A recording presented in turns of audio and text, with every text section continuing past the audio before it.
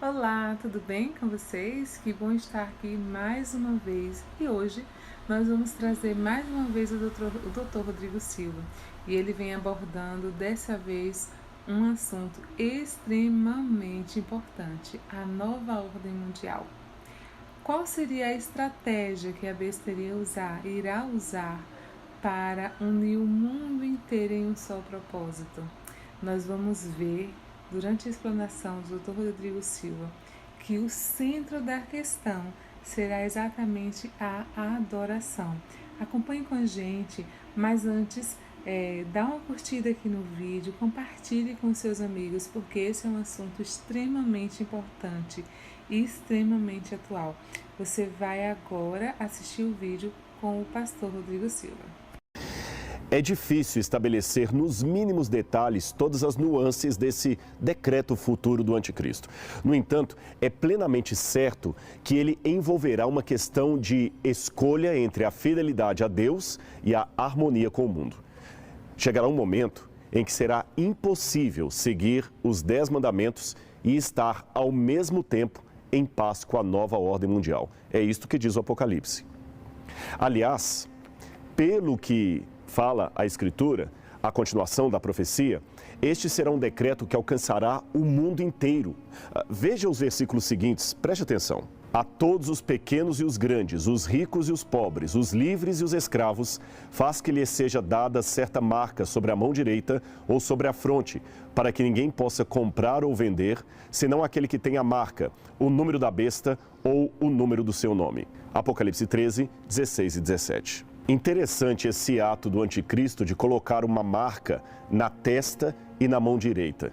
Bem, que o anticristo sempre imita o cordeiro, nós já vimos em programas anteriores. O cordeiro morto e revivido no trono de Deus, em contraste com a cabeça da besta, que também foi morta e revivida e que tem o seu trono dado pelo dragão.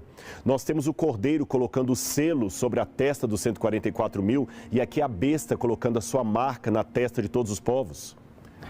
Agora veja mais esse detalhe. Lembre-se, nós temos que estudar o Apocalipse também à luz da cultura de João, especialmente a cultura bíblica, que era a sua fonte por excelência. Então vamos lá. A besta colocará a sua marca na fronte, isto é, na testa, e na mão de todas as pessoas, certo? Olha como isto se parece com uma paródia do que fez Deus no passado, quando ordenou o povo de Israel que atentasse para as suas leis. Veja o que diz o livro do Deuteronômio. Os mandamentos que hoje te dou serão gravados no teu coração. Tu os inculcarás a teus filhos, e deles falarás, seja sentado em tua casa, seja andando pelo caminho, ao te deitares e ao te levantares. Atá-los-á à tua mão como sinal, e os levarás como uma faixa frontal diante dos teus olhos. Deuteronômio 6, 6 a 8. É por isso que hoje vemos sempre judeus orando em Jerusalém com uma caixinha preta na testa e outra na mão atada por uma tira de couro. São os chamados teflim, uma forma milenar de simbolizar a fidelidade do povo aos mandamentos de Deus. Ora, esta imagem por si só já nos dá uma ideia de que a paródia ou a versão cover do anticristo pretende fazer com que as pessoas tenham algo de comportamento que seria uma inversão à fidelidade aos mandamentos de Deus. Na verdade, se você olhar atentamente os atos do anticristo, descritos ali em Apocalipse 13, uma parte do 14, verá que ele afronta a cada um dos mandamentos, dos 10 mandamentos. Preste atenção, ali diz que ele aceita a adoração, blasfema o nome de Deus e permite que lhe façam uma imagem. Só aí ele quebra as ordens de não tomar o nome de Deus em vão, não adorar imagens de escultura, não ter outros deuses diante de Deus. Está tudo ali nos 10 mandamentos, você pode ver em Êxodo capítulo 20, confira na sua Bíblia. Aliás, na continuidade, ele também assassina, desrespeita autoridades, cobiça o que não lhe pertence, mente, engana, novamente, tudo que os 10 mandamentos proíbem, o anticristo faz. Interessante também anotar duas coisas. Primeiro, que a afronta ao sábado já está implícita na advertência do primeiro anjo que manda adorar apenas aquele que fez o céu, a terra e as fontes das águas. Apocalipse 14, verso 7. Ora, o mandamento que sustenta o caráter criador de Deus e nos relembra disso é justamente o quarto, que nos pede para guardar o sétimo dia, sob a argumentação que, em 6 dias, criou o Senhor Deus os céus, a terra e tudo que neles há, e ao sétimo descansou. E eu não posso esquecer de citar que a cena que abre esse panorama de engano do anticristo é justamente a que está em Apocalipse, capítulo 11, verso 19, que diz assim: E abriu-se no céu o templo de Deus, e a arca da sua aliança foi vista no seu templo, e houve relâmpagos, e vozes, e trovões, e terremotos, e grande saraiva. Você sabe que a Arca da Aliança é o baú contendo os 10 mandamentos, que ficava dentro do lugar santíssimo no santuário. Aquele baú especial, a Arca da Aliança, era o símbolo da aliança de Deus com o seu povo. Agora raciocine comigo. Por que o Senhor mostraria esta Arca da Aliança para João nesse contexto?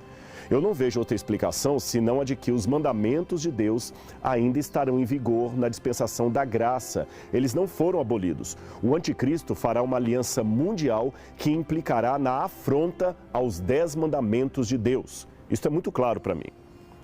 Eu sei que muita gente diz, mas Rodrigo, espera um pouco, nós estamos na dispensação da graça. Os 10 mandamentos foram cravados na cruz. Bem, eu não terei espaço aqui para dissertar muito sobre isso, mas deixe-me com muito respeito colocar algumas coisas para você pensar. Se estiver correta a interpretação que fazem dos textos de Paulo, afirmando que Jesus anulou a lei, ou a cravou na cruz, ou a abrogou, seja lá o termo que se queira utilizar, como eu entendo então a passagem de Mateus 5, 17 a 19, que diz assim: Não pensem que vim abolir a lei ou os profetas. Não vim abolir, mas cumprir.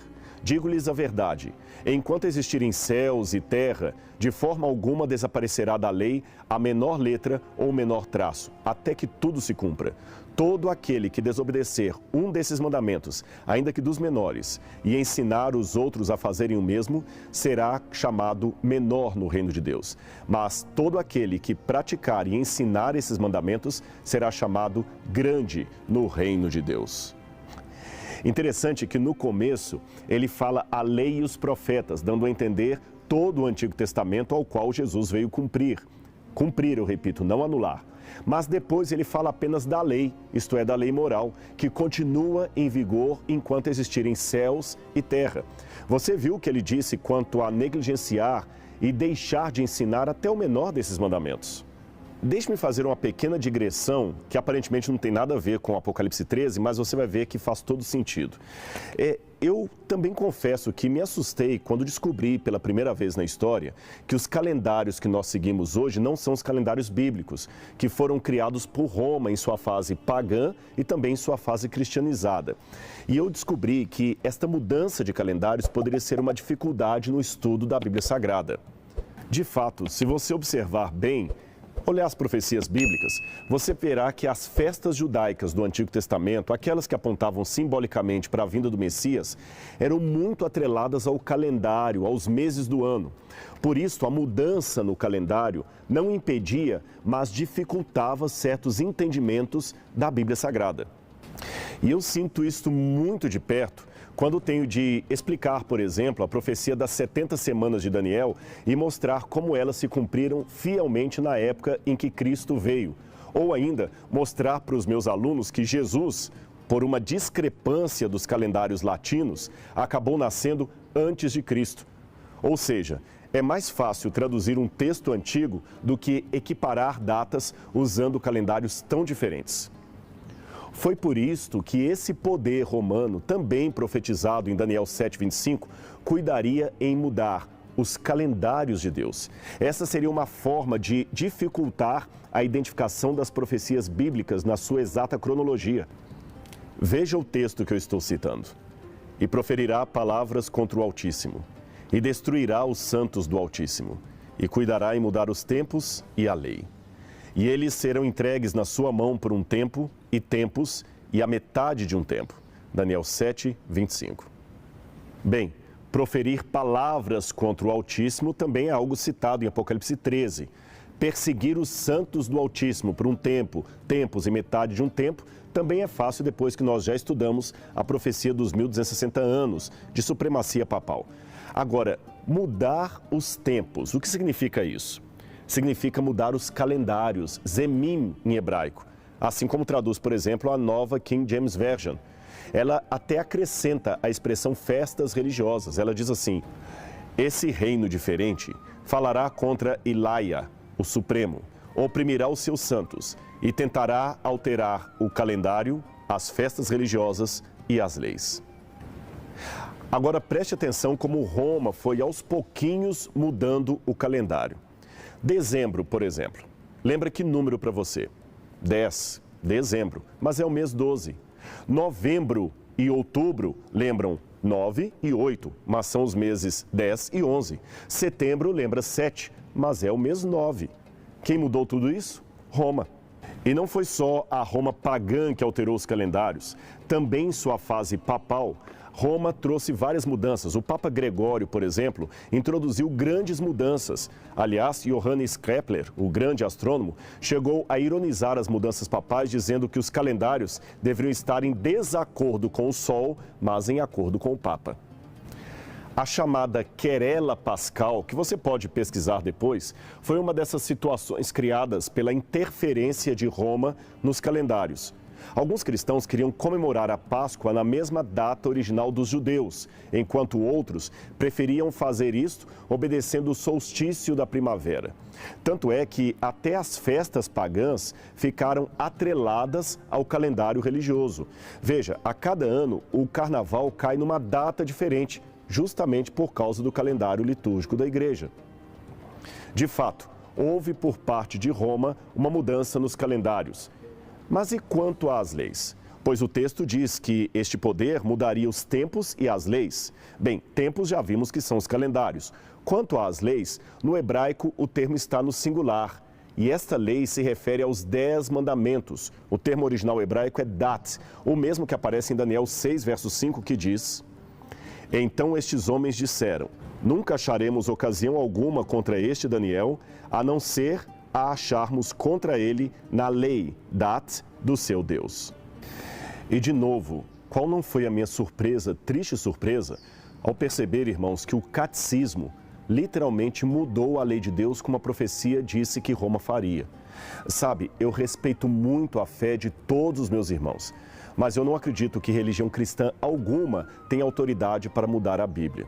Veja por você mesmo, tire as suas conclusões. Eu vou colocar no quadro aqui uma comparação. Ali eu tenho os 10 mandamentos como estão na Bíblia Sagrada, em qualquer Bíblia, em qualquer versão. E aqui os 10 mandamentos como estão no catecismo. Na Bíblia Sagrada diz: não terás outros deuses diante de mim. No catecismo diz: adorar a Deus e amá-lo sobre todas as coisas. Na Bíblia diz: não farás imagem de escultura. No catecismo esse mandamento foi suprimido. Na Bíblia diz: não tomarás o nome do Senhor teu Deus em vão. No catecismo diz: não tomar o seu santo nome em vão. Na Bíblia diz: lembra-te do dia de sábado para o santificar. No catecismo diz: guardar domingos e festas.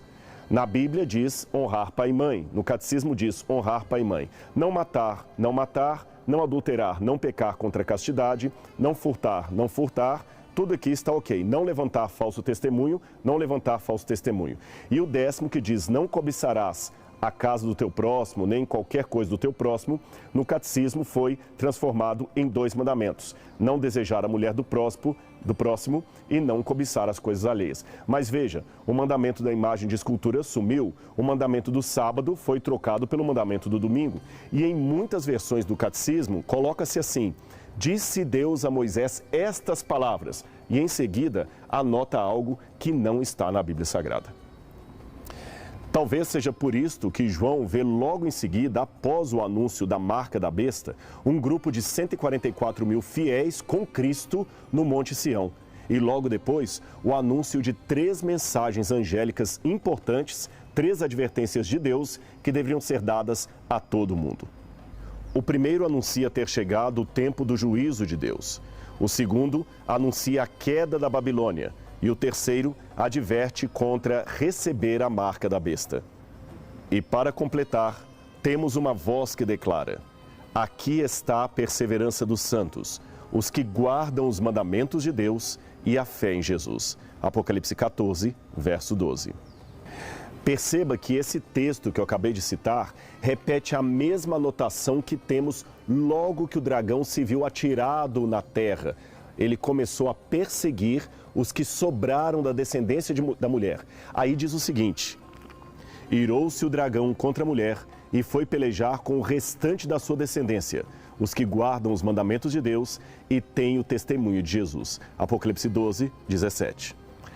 A próxima pergunta que me vem à mente é: como será que a besta fará com que a terra inteira se una a ela, perseguindo o remanescente e contrariando a lei de Deus?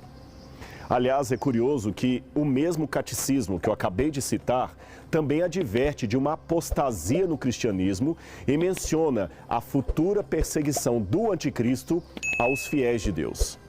Antes da segunda vinda de Cristo, a igreja precisa passar por uma provação final que sacudirá a fé de muitos crentes. A perseguição que acompanha a sua peregrinação na terra revelará o mistério da iniquidade na forma de um engano religioso, que é o anticristo, um pseudo-messianismo pelo qual o homem se glorifica a si mesmo no lugar de Deus e de seu Messias que veio em carne.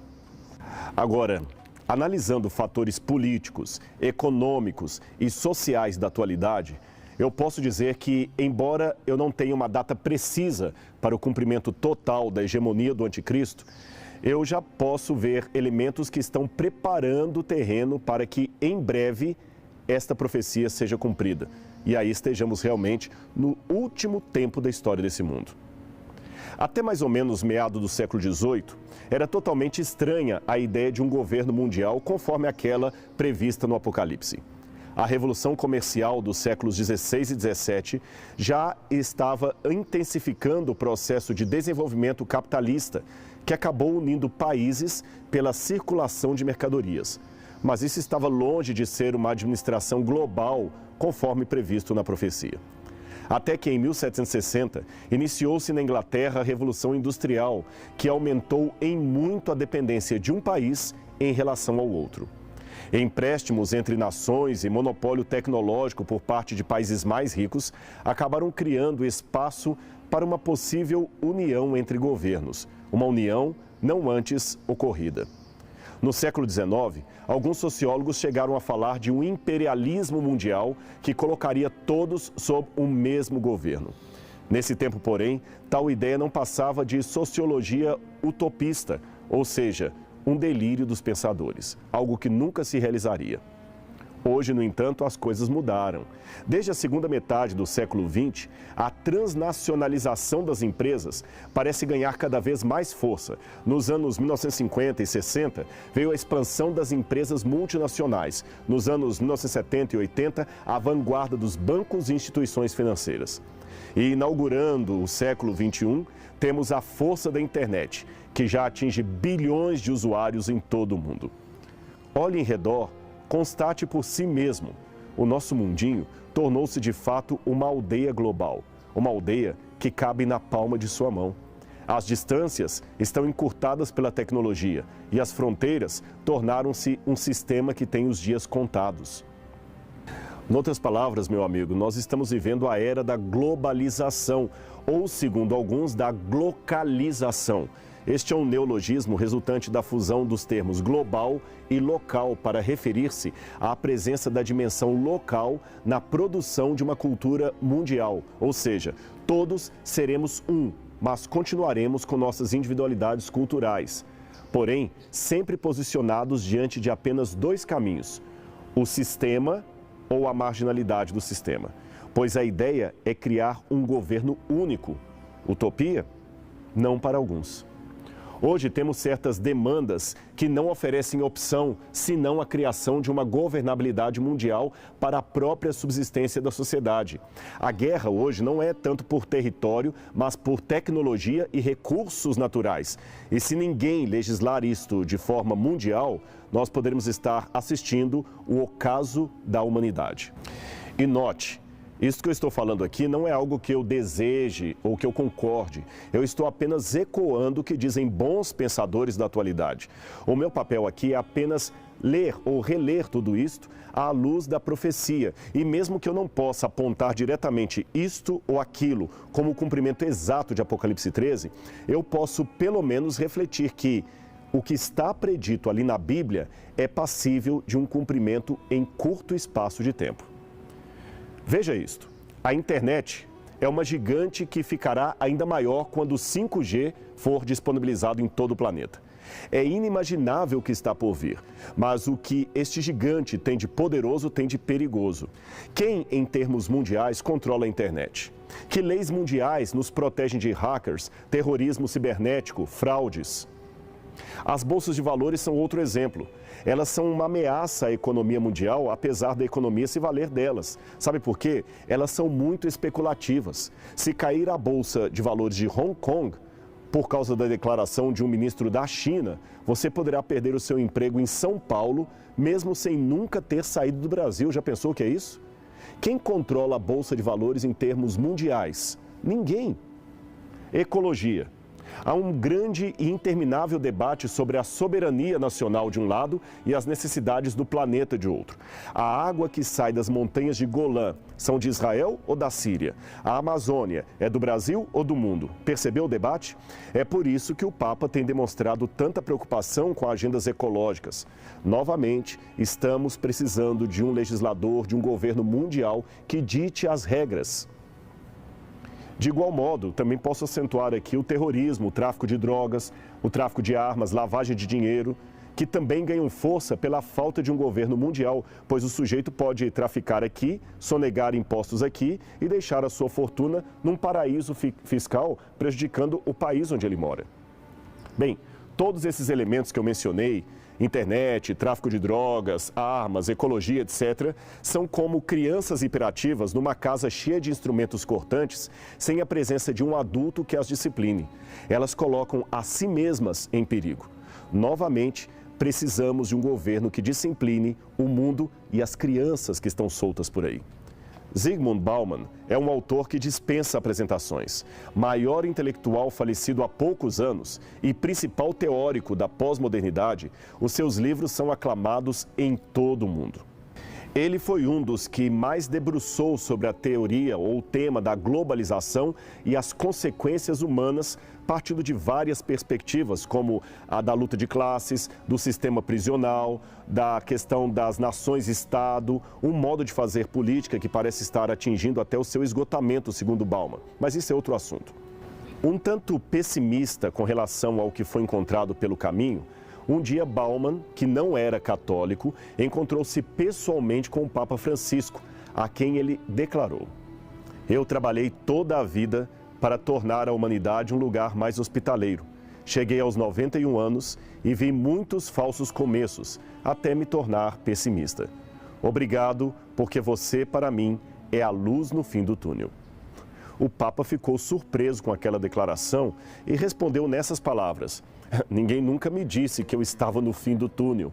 Então Bauman concluiu: "Sim, mas como uma luz, Senhor Papa, como uma luz." E a afirmação desse pensador polonês não foi gratuita.